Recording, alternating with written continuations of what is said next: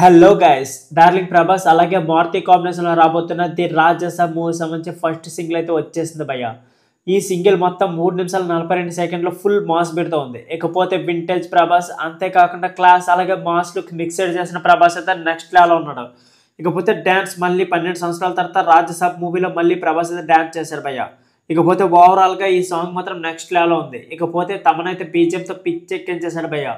ఇకపోతే రాజసభ ఈజీగా 500 నుంచి 700 కోట్ల మధ్య వసూలు చేసే ఛాన్స్ అయితే గట్టిగా కనిపిస్తుంది. ఎందుకంటే ట్రైలర్ అంతేకాకుండా ఫస్ట్ సింగిల్ కూడా నెక్స్ట్ లెవెల్ ఉంది.